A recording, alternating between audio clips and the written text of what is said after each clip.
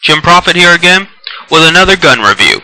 And this time we're going to be reviewing the Glock 18 Selective Fire. Let me show you that. It's kind of hard to see with the glare, but there it is.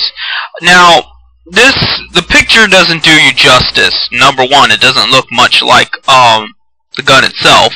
And number two, there's a lot of things about the gun, a lot of important qualities that you just won't be able to describe on a picture. For example, the Glock 18 has a switch on it that can turn it from a semi-automatic to an automatic, and it's a pretty good automatic. When you put it on automatic mode, it can shoot up to 1,300 rounds per minute. That's pretty impressive. You know, that could get kind of expensive on handgun ammunition, but you know, it's something to consider.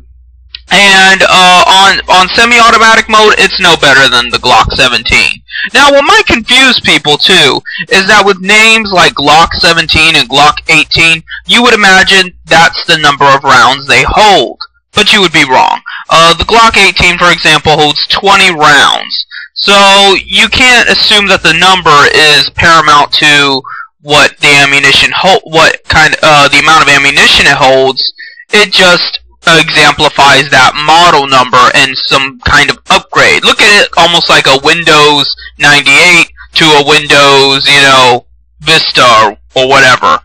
So, you know, that's the review I have for today. I have not personally wielded the Glock 18 or any Glock for that matter. I have family members that have, and they have good experiences with it, but I myself have never touched a Glock because I don't really like major corporate manufactured guns. You know, I'll sometimes cave and, you know, when I go shooting or whatever, rent a corporate gun, but the fact is I don't agree with Glock's policy that, you know, they're willing to sell to the military and governments which hamper people's right to own said weaponry. For example, Glock had on its magazines until, I guess, 2004, it said that this is banned in the U.S. How could it sell to the U.S. if it's banned? Well, it might be banned for citizens, but that does not necessarily mean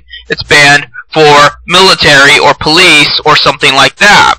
Now, if Glock was sincere about being a gun manufacturer, and, you know, you have the gun lobby, and you have everything else saying that people have a Second Amendment right, they would have refused to sell to the government. I mean, yes, it would have costed them money, but eventually they would have caved, because the government doesn't produce anything in and of itself. It relies on private industry. It shouldn't be that way, but that's the way it is.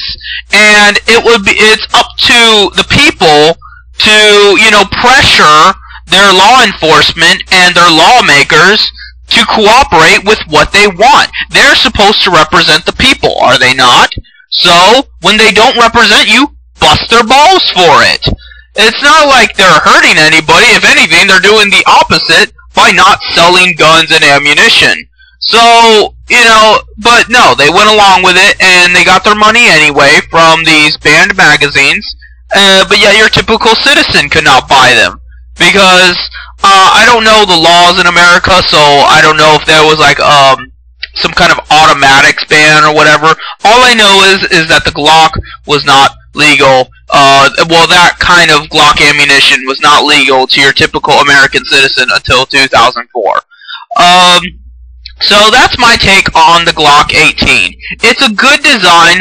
Glock is a company that makes good products, but they are unethical products. And typically, you know, they're just like the Coca-Cola or Pepsi of firearms, where you know them, it's not like they're bad, but they're just so contrived in their corporate elitism. You already expect them to be producing this stuff, and they let it get to their heads. And so, you know, I would take, if you're going to spend $300 on a gun or more, I would take my business elsewhere if I were you. But, you know, if you like their brand that much, if you like the flavor of Coca-Cola and Pepsi that much, go with it, because it is good. So, I guess that's all I have to say.